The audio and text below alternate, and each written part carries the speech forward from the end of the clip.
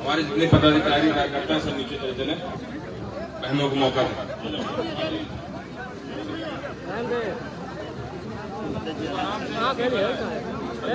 जय भीम।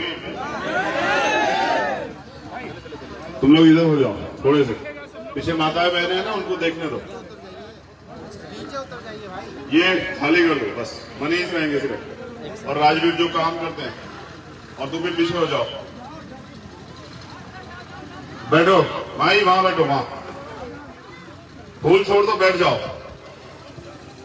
अभी कमी है, 4 से 5 और चाहिए यहाँ बैठने के लिए। आ जाओ ऊपर, आ जाओ फटाफट। ये तुम लोग आ जाओ, करो काम, बैठो वहां जाके, जल्दी बैठो, जाओ बैठो, बैठ जाओ, बैठ जाओ, यहाँ जगह है, कहाँ जाओ, आप वहां बैठ जाओ, वहां जगह बोली वहां, ठीक है। मंजिला बुला देते हैं। समय कम है, मंजिला बुला देता हूँ। लेकिन आपकी इच्छा थी कि मैं यहाँ आऊं।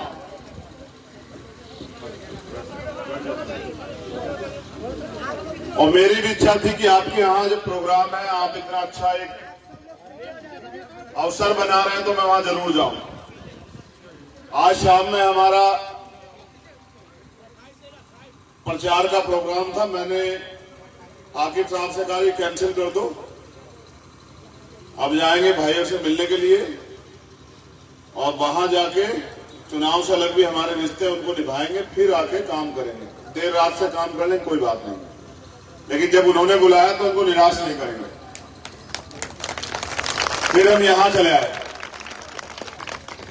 लेकिन मुझे आपसे कुछ और बात करनी जो बहुत महत्वपूर्ण, और मेरी अपील है बस, अगले 10 मिनट आप पे जितना भी इंपोर्टेंट फोन आ जाए, कुछ भी हो, उसे सबको छोड़ के आप 10 मिनट मुझे दें और सुने, और ये जो चहल पहल है ना, इसको बंद कर दें। चाहे वो कोई नया कार्यकर्ता हो या पुराना, अनुशासन में रह के मदद कराए। ये जो आपने लगाया है ना, ये तथागत बुद्ध की मूर्ति है, और फिर बराबर में बाबा साहब अम्बेडकर की भी मूर्ति है। मेरा बहुत कड़वा अनुभव, हम लोग गांव में सतगुरु रविदास जी की मूर्ति लगाते हैं, तथागत बुद्ध की लगाते हैं, बाबा साहब की लगाते हैं, और महापुरुषों की लगाते हैं, लेकिन याद उनको कब करते हैं, जब जयंती आती है। मुझे दुख के साथ कहना पड़ रहा है, अभी ये वास्तविकता में पूरी नहीं है, पहले तो इसको ढकने का इंतजाम करो। यहाँ की जो यूनिट है जिन्होंने लगाया ना, गांव के जिम्मेदार लोग, पहले इसको ढको।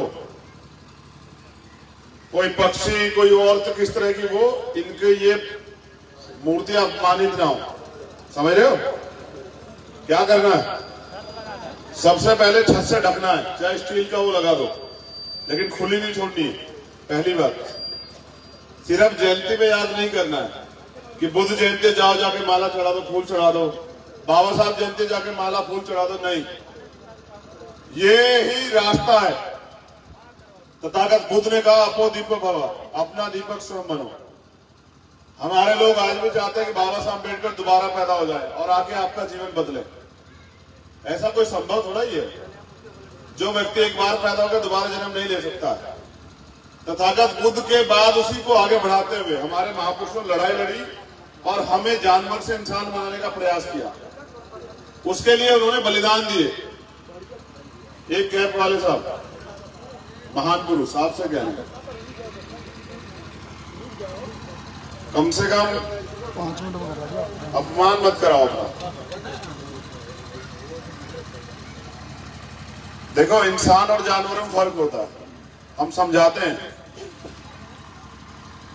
जानवर को 50 बार कह दो, उसकी समझ में नहीं आया, क्योंकि उसमें बुद्धि नहीं है बेचारे, उसका एक ही काम है, खाना और उस खाने को पचाना। इंसान चीजों को समझता है, वो अच्छे बुरे को समझता है, दो दुश्मन को समझता है, वो अपनी समस्याओं के हल के लिए प्रयास करता है। अब हम भारतीय संविधान आने के बाद हम इंसान बने हैं, थोड़े से हमें अधिकार मिले हैं, कॉन्स्टिट्यूशन आया है, कॉन्स्टिट्यूशन के जरिए हम लोग अपनी तरक्की के रास्ते खोल पा रहे हैं। लेकिन अभी भी पूरी आजादी नहीं मिली। अभी भी भारत में 80% लोग साफ पानी नहीं पी पाते हैं, पौष्टिक भोजन नहीं खा पाते हैं, सबके सरों पे छत नहीं है, पक्की छत, सभी को बेहतर इलाज नहीं मिलता, सभी गरीब अपने सपने पूरे पढ़ाई अगर करना चाहते हैं प्राइवेट स्कूल में नहीं कर पा रहे हैं, सभी कमजोर वर्ग के लोग जो जीवन में सुविधाएं चाहते हैं वो नहीं ले पा रहे हैं। और इसी के लिए बाबा साहब अम्बेडकर ने मूल मंत्र के रूप में हमें वोट का अधिकार दिया। उनका उद्देश्य ये था कि वोट के जरिए ये लोग अपनी ताकत बनाएंगे, शक्ति बनाएंगे, कानून बनाने की ताकत अपने हाथ में लेंगे और अपनी सरकार बना के अपनी तरक्की के रास्ते खोलेंगे। लेकिन अभी हमारे लोग वोट की वैल्यू नहीं समझे।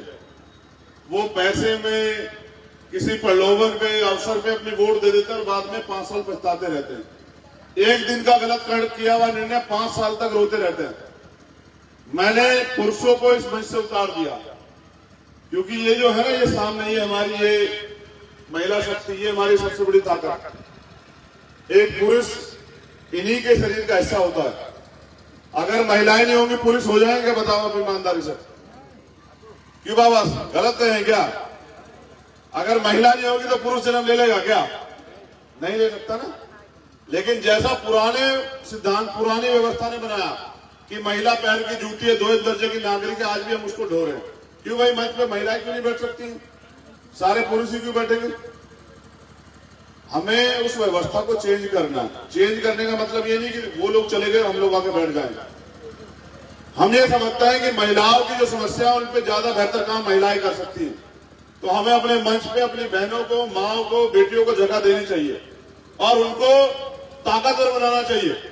आज के दिन मेरा सिर्फ आपसे एक यही संदेश है कि जितनी ताकत से बेटे को मदद कराते हो ना, पढ़ाते हो, लिखाते हो, उतनी ताकत से बेटी को भी पढ़ाओ, लिखाओ, उसको मदद कराओ, उसको आगे बढ़ाओ।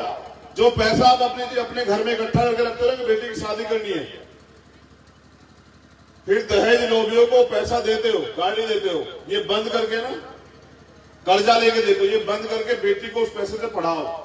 डॉक्टर बनाओ, इंजीनियर बनाओ, वकील बनाओ, जज बनाओ, टीचर बनाओ, आईएएस बनाओ, आईपीएस बनाओ, उसको अपने पैरों पे खड़ा करो। फिर ये पैसे वाले लोग दहेजी जो है ना, जो दहेज मांगते हैं, ये उसके आगे पीछे घूमेंगे। उसको कमजोर मत बनाओ, उसको मोहताज मत बनाओ। बाबा साहब अम्बेडकर ने क्या कहा कि मैं किसी भी प्रदेश, देश और समाज की तरक्की का पैमाना उस प्रदेश, देश और समाज में रहने वाली महिलाओं को मानता हूं।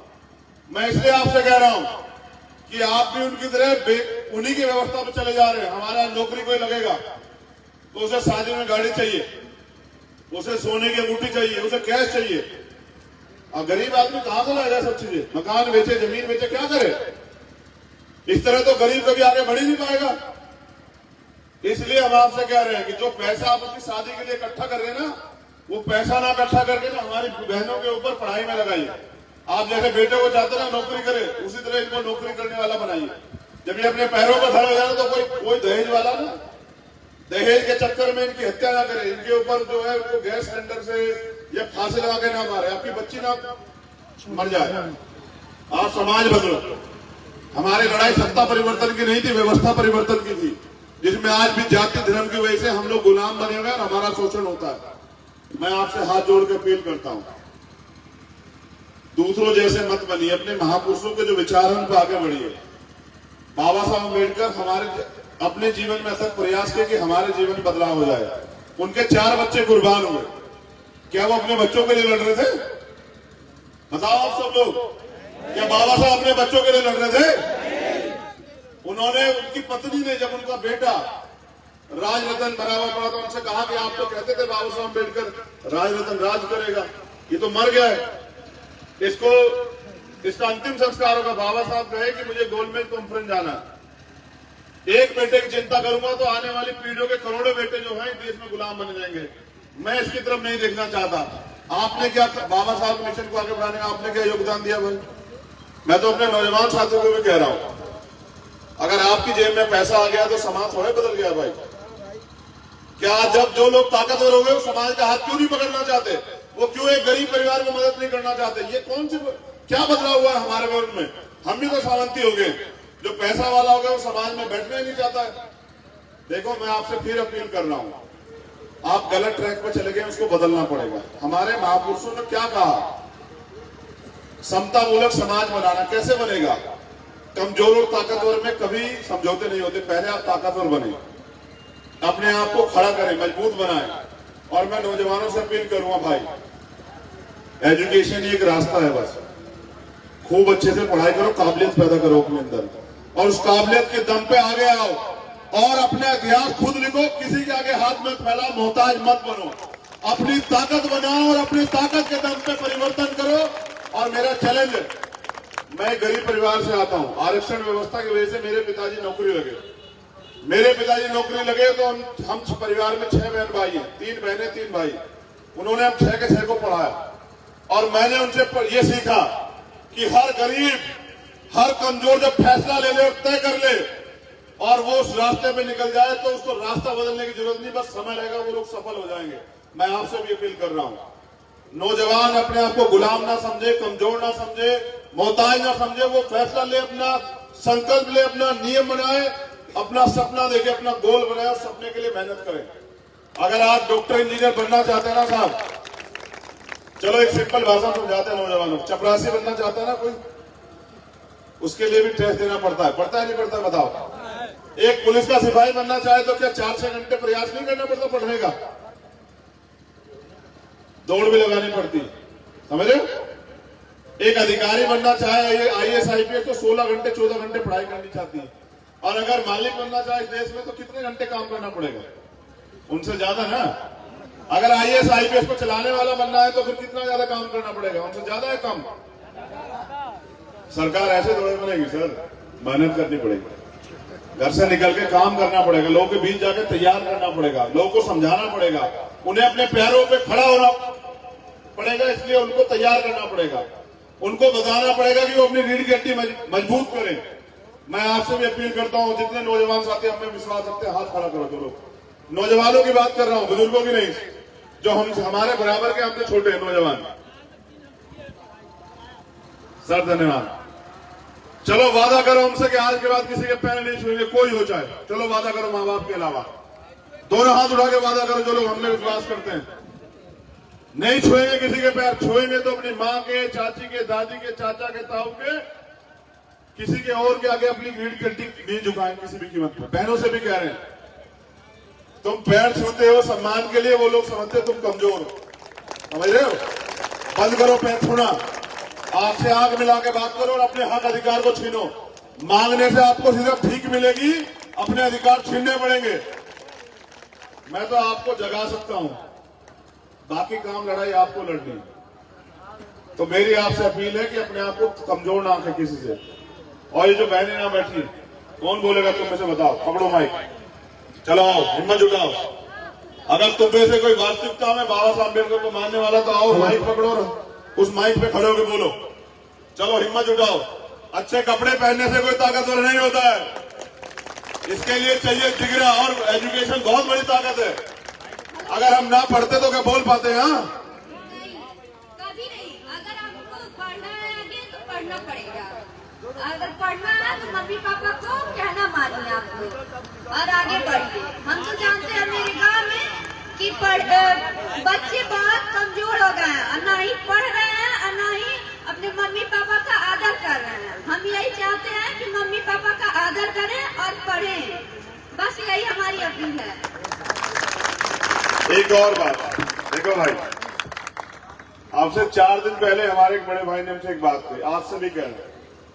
उन्होंने कहा चंद्रशेखर सारे तीर्थ घुमाओ और सबकी मदद करो। अगर अपनी मां का सम्मान नहीं किया, उसकी मदद नहीं की तो सब बेकार। उस दिन हमने तय कर लिया, कभी हमारी वजह से हमारी मां की आंखों में आंसू नहीं आएंगे। आपसे भी अपील कर रहे हैं यार, जिस जननी ने जन्म दिया ना, उसको कभी दुखी मत होने देना यार।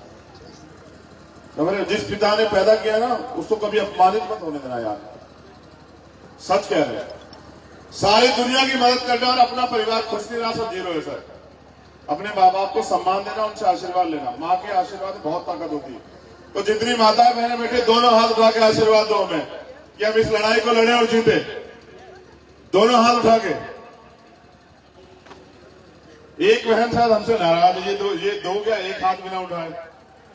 ये बिल्कुल हमारे सामने जो बैठी, तुमसे ही कह रहे हैं,